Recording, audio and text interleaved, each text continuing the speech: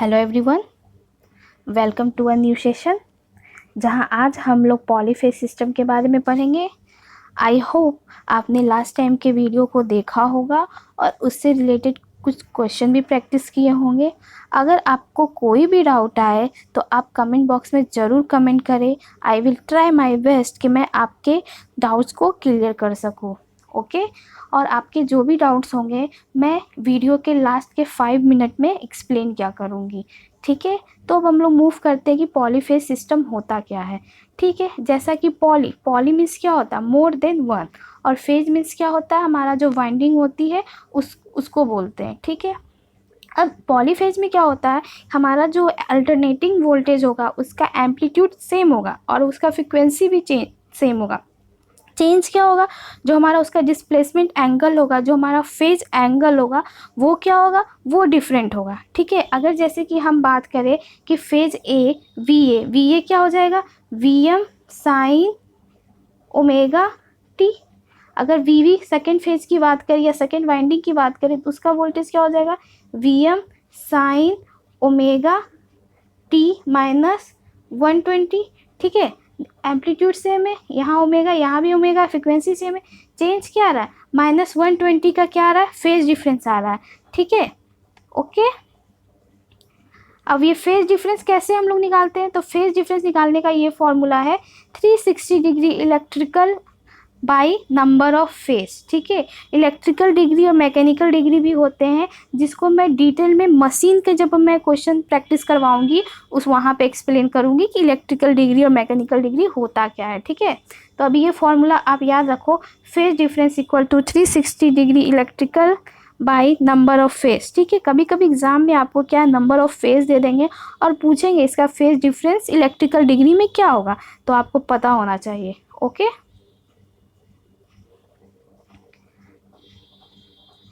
अब जैसे कि सिंगल फेज था, सिंगल फेज हम लोग जनरली यूज़ क्या करते हैं, डोमेस्टिक या कमर्शियल एप्लीकेशन के लिए यूज़ करते हैं। ठीक है, जैसे कि हमारा फ़ैन हो गया, टेलीविज़न हो गया, वॉशिंग मशीन हो गया, एक्सेट्रा। ओके, लेकिन हमारा जो लेकिन सिंगल फेज का क्या कुछ लिमिटेशन भी है। उसका लिमिटेशन कहाँ है, जहाँ हमारा power system means generation, transmission, distribution या जो इंडस्ट्रियल एप्लीकेशन होता है वहाँ पे हम सिंगल फेज का क्या लिमिटेशन होने लगता है। ठीक, तो इस लिमिटेशन को रिप्लेस कौन करता है, पॉलीफेज सिस्टम के द्वारा इस लिमिटेशन को रिप्लेस किया जाता है। ठीक है, अब पॉलीफेज सिस्टम मतलब क्या होगा, आपका 2 फेज भी हो सकता है, 3 फेज भी हो सकता है, 6 फेज भी हो सकता है। ठीक है, लेकिन जनरली हम लोग यूज़ करते हैं 3 फेज सिस्टम। ओके,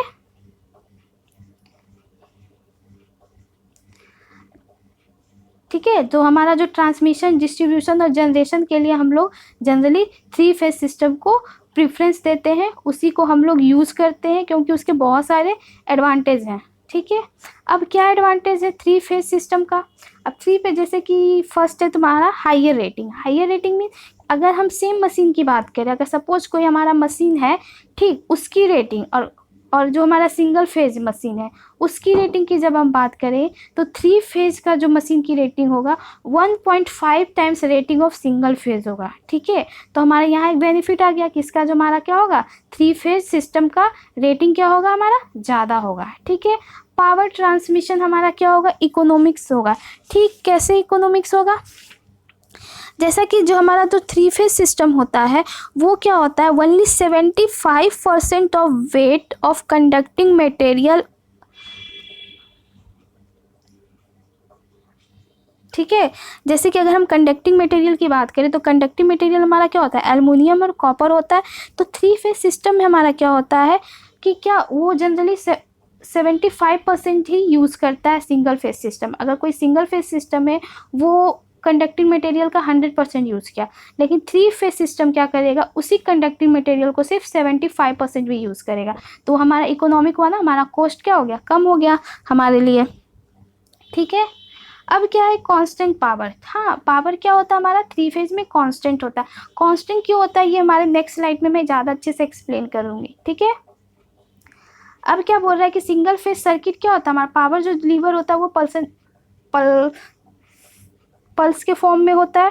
ठीक है, ऐसे हमारा जो रहता है ना एसी के फॉर्म में ऐसे ऐसे होता है। तो उसमें क्या होता है, वोल्टेज और करंट क्या होता है हमारा एक ही फेज में होते हैं। एक ही फेज होने के कारण क्या होता है, हमारा पावर भी इस साइकिल में क्या होता है, जीरो आने लगता है। लेकिन पॉलीफेज सिस्टम में ऐसा कुछ नहीं होता, वहाँ पे हमारा लोड क्या होता है, बैलेंस कंडीशन में होता है, तो वहाँ पे हमारा जो पावर होता है वहाँ पर जीरो नहीं होता है। ठीक है, अगर हम बात करें थ्री फेज अल्टरनेटर की, तो three phase alternator is small in size and light in weight as compare to single phase alternator. Three phase और सिंगल फेज अल्टरनेटर की बात करें तो थ्री फेज अल्टरनेटर हमारा क्या होता है, हम लोग उसका जो साइज और वेट होता है as a compare single phase से क्या होता है, कम होता है। ठीक है, अब टॉर्क की बात करें तो टॉर्क क्या होता है हमारा, थ्री फेज में टॉर्क हमारा यूनिफॉर्म या कांस्टेंट होता है, बल्कि सिंगल फेज में हमारा क्या होता है, पल्स के फॉर्म में हमारा टॉर्क होता है। ठीक है, अब जैसे कि देखो ये सिंगल फेज है और ये हमारा थ्री फेज है। अब यहाँ पे पावर देखो, अब इस साइकिल जब यहाँ पे जीरो हो जा रहा है, यहाँ पे जीरो हो रहा है, यहाँ पे जीरो हो रहा है, यहाँ पे जीरो हो रहा है, तो वही वो बोल रहा है कि हमारा क्या हो जा रहा है,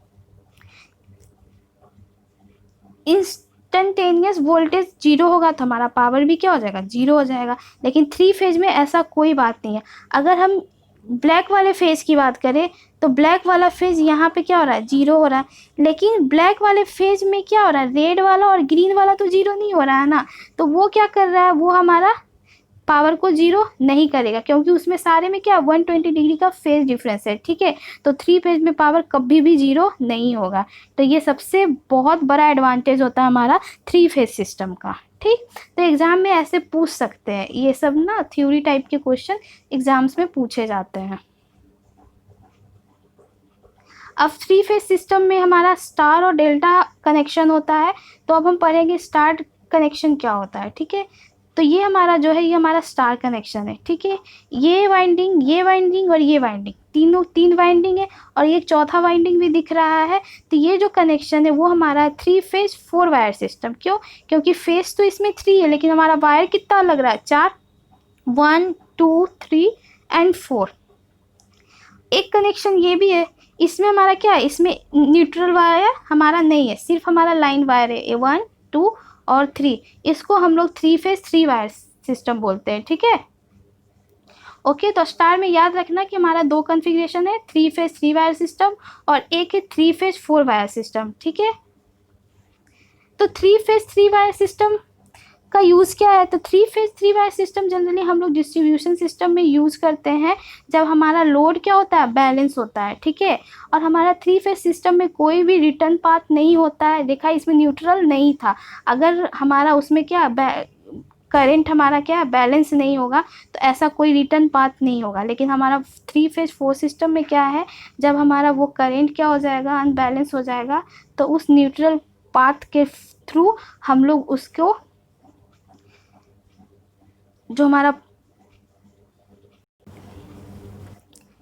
अब जैसे क्या है कि हमारा जब अनबैलेंस स्टार लोड रहेगा तो क्या हो जाता है, वहाँ पे वोल्टेज हमारा क्या होगा, हर एक फेज में वोल्टेज हमारा इक्वल नहीं होगा, अनइक्वल वोल्टेज होगा। तो इस केस में क्या होता है, हमारा जो लाइन वोल्टेज और फेज वोल्टेज होता है जनरली क्या हो जाता है, इक्वल हो जाता है, जो कि बहुत ही ज़्यादा रिस्की होता है three phase three wire system में। ओके, और three phase four wire system में क्या होता है, जो हमारा जो न्यूट्रल जो होता है वो क्या करता है, बैलेंस करेंट पाथ प्रोवाइड कर देता है, जिसके कारण से आपका अगर लोड बैलेंस भी हो या अनबैलेंस भी हो तो हमारा न्यूट्रल क्या करता है, उसको बैलेंस रखता है। ठीक है, वो जो हमारा फेज वोल्टेज होता है उसको क्या रखता है, बैलेंस रखता है। ठीक है, तो three phase four wire system generally हम लोग डिस्ट्रीब्यूशन सिस्टम में यूज़ करते हैं domestic purpose point of view से।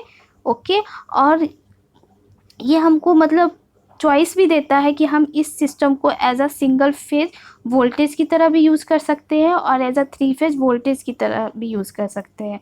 ओके, अब थ्री फेज डेल्टा कनेक्शन, ये हमारा डेल्टा कनेक्शन है। इसमें देखो 1 2 3 लाइन और ये ऐसे ट्रायंगल की तरह शेप होता है। ठीक है, इसको हम लोग मेश कनेक्शन भी बोलते हैं।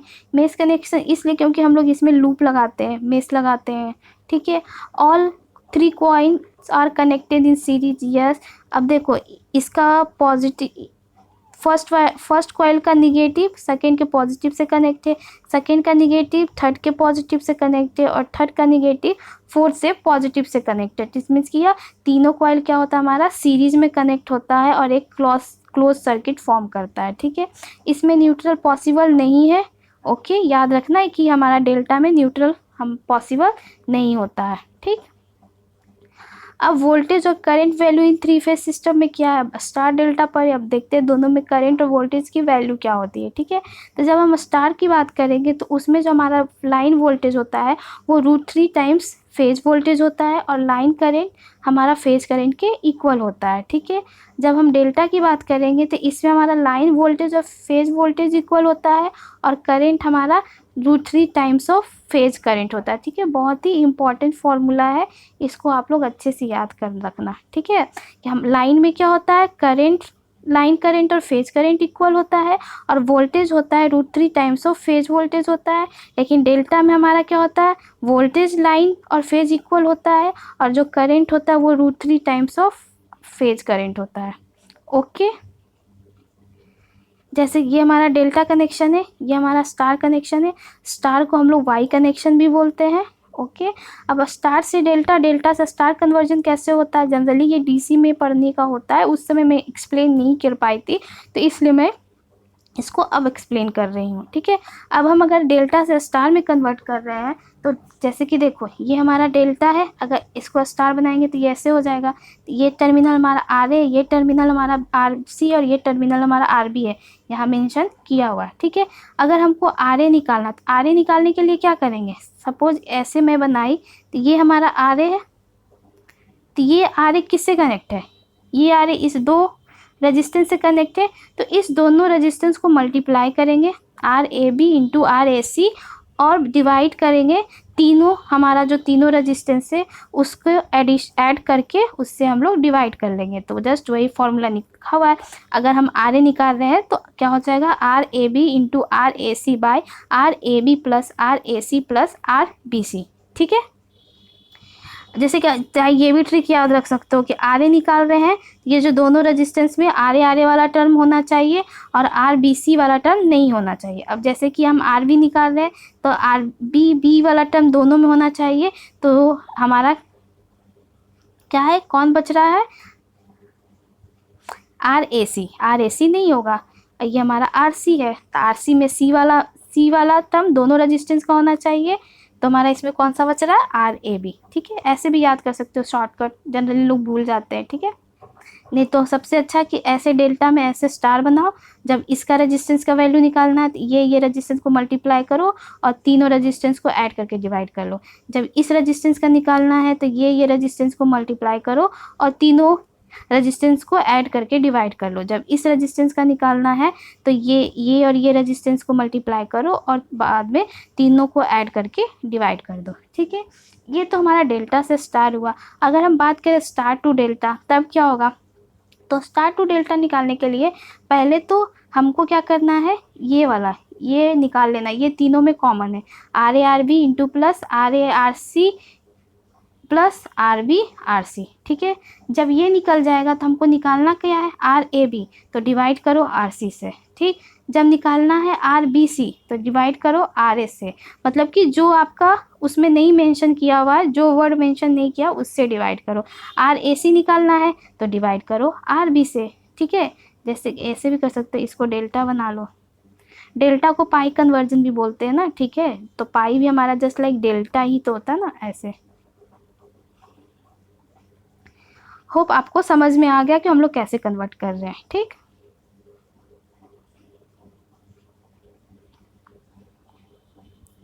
अब हम लोग क्वेश्चन कुछ प्रैक्टिस कर लेते हैं। ओके, इसमें सिर्फ 3 फेज के ही क्वेश्चन है। हमारा नेक्स्ट वीडियो पावर से रिलेटेड रहेगा जो कि बहुत ही इंपॉर्टेंट है। उसमें मैं सिंगल फेज पावर और 3 फेज पावर तीनों के बारे में एक्सप्लेन करूँगी। अब पूछ रहा है question number 1, the total number of possible phase sequence for a 3 phase AC system is. Phase sequence, generally phase sequence होता क्या है, ये 2019 का ही क्वेश्चन है। ठीक है, तो फेज सीक्वेंस होता क्या है, फेज सीक्वेंस होता है हमारा कि जिसमें वोल्टेज जो होता है वो पीक वैल्यू तक पहुंच सके। क्या?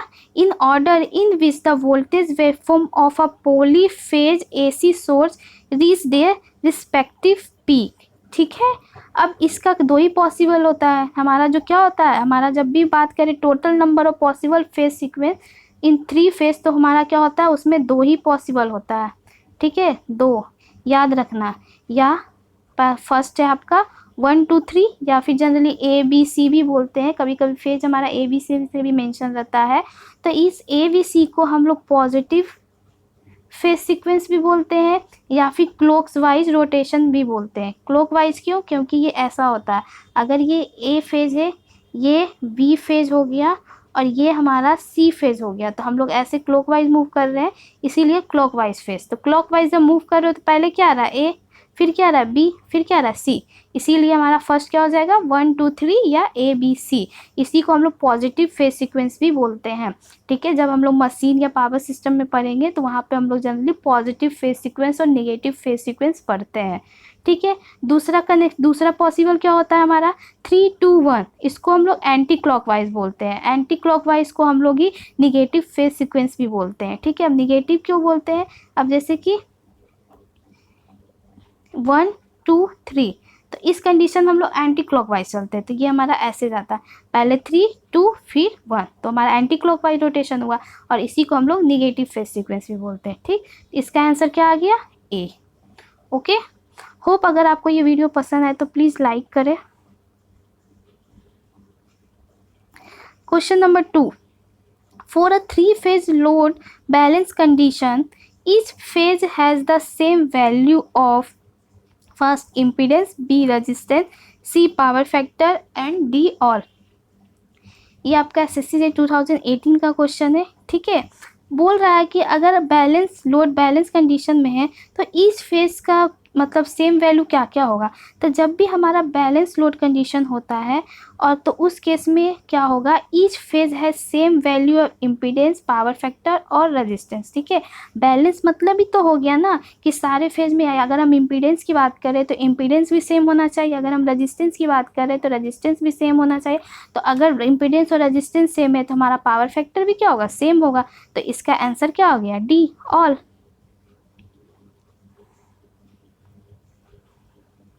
Question number 3.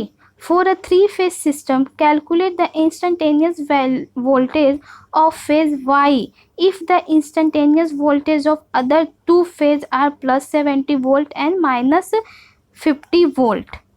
Option A 20, B -20, 6 60 और D -60।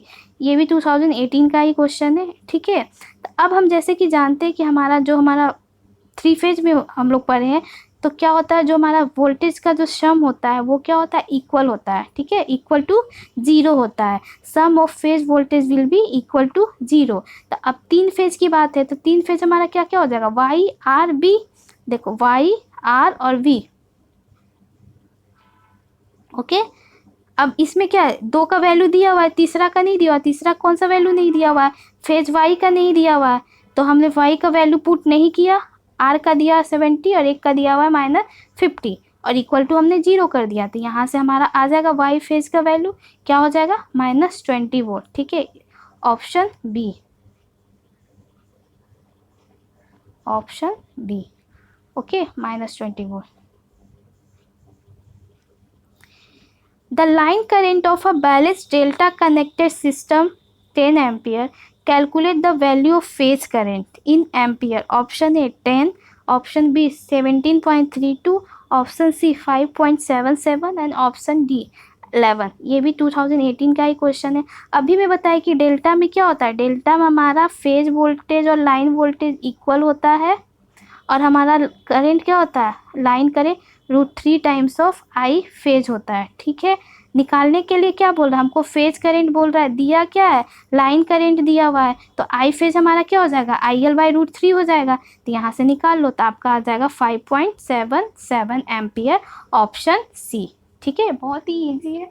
अब देख लो, अगर हम बात यहाँ कंपेयर करें, जैसे कि हम लाइन करंट का वैल्यू कितना है, 10 है, फेज करंट हमारा कितना आ गया, 5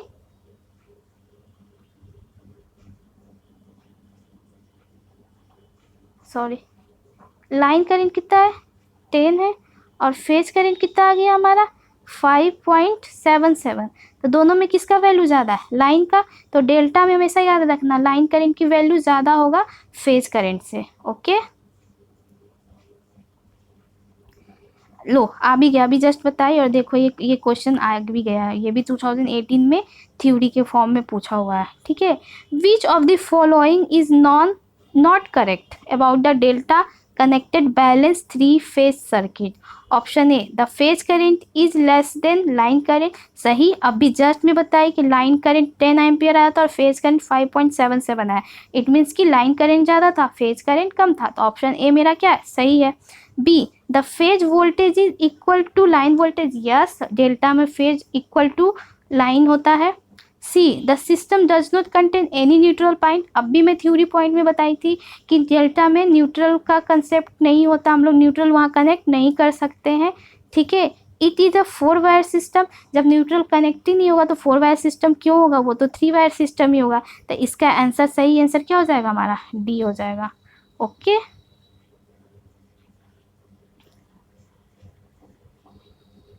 क्वेश्चन नंबर, अच्छा ये भी 5 ही हो गया, सॉरी ये क्वेश्चन नंबर 6 है ना, बाय मिस्टेक हो गया। For balanced three-phase supply system, the phasor sum of the line current is not zero if the load is balanced delta connected, unbalanced delta connected, C balanced star connected and D unbalanced star connected। ठीक है, आपको 4 option दिया हुआ है और बोला जा रहा है कि किसमें फेजर सम लाइन करंट का जीरो नहीं होगा। उस लोड क्या होना चाहिए उसके, हमारा आपका जो 3 फेज सप्लाई है वो हमारा बैलेंस है, लोड कैसा होना चाहिए। तो जब भी हम फेजर सम की बात करते हैं स्टार कनेक्टेड में, अगर स्टार कनेक्शन है और वो हमारा अनबैलेंस हो तो उस केस में हमारा जो करंट होता है लाइन करंट उसका phasor sum not equal to zero होता है। लेकिन यही अगर हम बात करें स्टार कनेक्शन में ही बैलेंस का तो उसमें क्या होता है हमारा जीरो होता है। तो याद रखना स्टार कनेक्शन में बैलेंस में हमारा फेजर सम करंट का जीरो होता है, स्टार कनेक्शन में हमारा अनबैलेंस में हमारा फेजर करंट का सम जीरो नहीं होता है। ठीक है, अगर बात करें डेल्टा कनेक्शन में बैलेंस हो या नहीं बैलेंस हो उसमें हमेशा क्या होगा हमारा लाइन करंट जीरो ही होगा। ठीक है, तो 3 चीज़ यहाँ याद रखना, अगर स्टार में बैलेंस की बात करें तो phasor sum equal to zero, अगर अनबैलेंस की बात करें तो phasor sum not equal to zero, अगर डेल्टा में बात करें या कंडीशन कुछ भी हो बैलेंस हो या नहीं हो तब पर भी हमारा फेजर सम करंट का क्या होगा ज़ीरो ही होगा। तो यहाँ से ऑप्शन क्या आ गया हमारा, ऑप्शन आ गया आपका डी। ओके, ये 2012 का क्वेश्चन है। ओके, नेक्स्ट क्वेश्चन, इन अ 3 फेज 400 वोल्ट 4 वायर सिस्टम। ठीक है, 2 लैंप दिया हुआ जिसकी रेटिंग है 230 वोल्ट और 100 वॉट और दूसरे का दिया हुआ 230 वोल्ट और 200 watt are connected between R phase neutral and Y phase neutral. If the neutral wire break, option A 100 watt lamp will be fused first, option B 200 watt lamp will be fused first, C both the lamp will fuse together, D both the lamps will blow। ये 2013 का question है। Lamp से related मैंने बहुत सारे question already करा चुके हैं। अगर आपको अभी तक वो वीडियो नहीं देखे हो तो प्लीज़ आप पहले उस वीडियो को देखें और समझें कि लैम्प का कनेक्शन सीरीज पैरेलल और कैसे हम लोग वहाँ से रेटिंग पावर निकालते। ठीक है, अगर वो क्वेश्चन वो वीडियो अगर आप लोग देखोगे तभी ये क्वेश्चन आप समझ पाओगे। ठीक है, सिंगल फेज में मैं पूरा बता चुकी हूँ। तो एक टॉपिक ही वहाँ आप सर्च करना कनेक्शन ऑफ फ्यूज, तो आपको वो वीडियो मिल जाएगा। और नहीं मिल रहा है तो डिस्क्रिप्शन बॉक्स में मैं लिंक शेयर कर दूंगी आपके साथ। ठीक है, अब जैसा कि 2 बल्ब की बात किया हुआ, 2 लैंप की बात किया हुआ, एक की रेटिंग है ये और एक की रेटिंग है ये। ठीक है, वोल्टेज से में चेंज क्या पावर चेंज है। ठीक है, तो सबसे पहले हम क्या निकालेंगे रेजिस्टेंस की वैल्यू निकालेंगे। ठीक है, रेजिस्टेंस की वैल्यू कैसे निकलेगा, हम जानते हैं कि P क्या होता है हमारा V² होता है। तो R को हमको R निकालना है तो R मेरा क्या हो जाएगा V²/P हो जाएगा। ठीक, अब ऐसे ही 2 पावर है तो 2 रेजिस्टेंस निकलेगा, एक R1 निकलेगा और एक R2 निकलेगा। R1 निकाल लो, वोल्टेज क्या है 230 का स्क्वायर बाई 100, यहाँ से आ जाएगा 529 और सेकेंड आ जाएगा आपका 264.5 ओम, ठीक है। R1 R2 आ गया। अब दोनों में वैल्यू किसका ज़्यादा है, दोनों में वैल्यू हमारा क्या है, R1 का ज़्यादा है। तो अब जिसका भी वैल्यू ज़्यादा होगा उसके अक्रॉस का वोल्टेज ड्रॉप क्या होगा, ज़्यादा होगा, ठीक है। तो 100 वाट बल्ब का रजिस्टेंस क्या आया, ज़्यादा आया, तो उसके अक्रॉस वोल्टेज ड्रॉप भी क्या होगा, ज़्यादा होगा। तो सबसे पहले बल्ब फ्यूज किसका होगा, 100 वाट का होगा। तो हमारा ऑप्शन क्या आ गया, ए ऑप्शन आ गया, ठीक है। जिसके अक्रॉस वोल्टेज ड्रॉप ज़्यादा है वो पहले फ्यूज करेगा, ठीक है। जिसका रेजिस्टेंस ज़्यादा, जिसका वोल्टेज ड्रॉप ज़्यादा, ओके। तो जिसका पावर कम आया था उसका रेजिस्टेंस की वैल्यू ज़्यादा आया और उसी के अक्रॉस का वोल्टेज ड्रॉप भी ज़्यादा हुआ, और तो सबसे पहले फ्यूज भी क्या करेगा, वही करेगा, ठीक। तो ऑप्शन क्या आ गया हमारा, ए। Next question, A balanced three-phase three-wire system with balanced star-connected resistor. If one of the resistor is disconnected, then the percentage change in load. क्या बोल रहा है, बैलेंस थ्री फेज सिस्टम है। सपोज जो हमारा जो बैलेंस ऐसे थ्री फेज सिस्टम हुआ ये, ठीक है। अब बोल रहा है कि इसमें से एक रजिस्टर डिस्कनेक्ट हो गया तो हमारा पावर जो हमारा रिडक्शन होगा, कितने का रिडक्शन होगा लोड में। Option A 33.33, option B 50, option C 66.67, option D 75। 2013 का ये क्वेश्चन है। जैसे कि ये देखो, ये हमारा बैलेंस थ्री फेज सिस्टम है, ठीक। अब केस 1 क्या है, अभी कोई भी कनेक्शन डिस्कनेक्ट नहीं किया, अभी सारा कनेक्ट है, ठीक है। तो सबसे पहले हम यहाँ से पावर निकालते हैं। अगर हम एक सिंगल फेज में बात करें, एक रजिस्टर की पावर का बात करें तो क्या हमारा होता है, P = V² होता है, ठीक है। यही पावर थ्री फेज में क्या हो जाएगा, 3 से उसका मल्टीप्लाई हो जाएगा, क्योंकि तीनों फेज का निकलेगा ना। एक फेज का होता है V², तो तीनों फेज का क्या हो जाएगा, 3V² फेज बाई R, ठीक है। अब क्या बोल रहा है कि एक रेजिस्टेंस कनेक्ट हो गया। अब जब एक रेजिस्टेंस डिस्कनेक्ट हो गया तो ये दोनों रेजिस्टेंस क्या आ जाएगा, सीरीज में आ जाएगा, ठीक। तो इस केस में पावर क्या निकलेगा, इस केस में पावर, ये दोनों रेजिस्टेंस सीरीज में तो ऐड हो जाएगा तो 2R हो जाएगा। तो हमारा ये लाइन वोल्टेज ही है, लाइन वोल्टेज को हम लोग फेज में कन्वर्ट करेंगे तो √3V फेज हो जाएगा, क्योंकि स्टार है, स्टार में हमारा वोल्टेज क्या होता है, लाइन = √3 फेज हो जाएगा। तो यहाँ से आ जाएगा आपका 3V² फेज बाय 2R, ठीक है। जब हमारा रजिस्टेंस कनेक्ट नहीं था तब P1 आया था 3V फेज का स्क्वायर बाई R आया था। जब हमारा एक रजिस्टेंस डिस्कनेक्ट हो गया तब हमारा आ गया 3V फेज का स्क्वायर बाई 2R, ठीक है। अब तो परसेंटेज चेंज जनरली हम लोग कैसे निकालते हैं, जो हमारा परसेंटेज चेंज होता है कैसे निकालते हैं, second case minus first case by first case करते हैं, ठीक है, और इंटू 100 करते हैं, ऐसे ही निकालते हैं। तो जस्ट निकाल दो, ठीक है। तो हमारा सेकेंड केस क्या था, ये और ये डिवाइड बाय फर्स्ट केस, ये, ठीक। तो कितना आ रहा है यहाँ से 50%, तो हमारा 50% हमारा रिडक्शन हुआ, ऑप्शन बी, ठीक है। अगर माइनस में आता तो रिडक्शन होता, प्लस में आता तो हमारा इंक्रीमेंट होता है, ठीक है। तो देखो ना, मैं जनरली परसेंटेज चीज़ का फॉर्मूला हमारा 2 - 1/1 होता है, second case minus first case by first case. तो यहाँ मैंने जस्ट पॉजिटिव में शो करने के लिए या तो इसको ऐसे भी लिख सकते हो 1 - 2/1। तो अगर ये पॉजिटिव आ रहा है तो इसमें इसकी रिडक्शन हो रहा है, अगर ये पॉजिटिव, अगर ये निगेटिव आएगा तो इसका मतलब होगा हमारा रिडक्शन। ओके, आप होप आपको ये वीडियो पसंद आए। अगर कोई भी डाउट आए तो आप कमेंट बॉक्स में ज़रूर कमेंट करें। आई विल ट्राई कि मैं आपके डाउट्स को क्लियर कर सकूं। Thank you.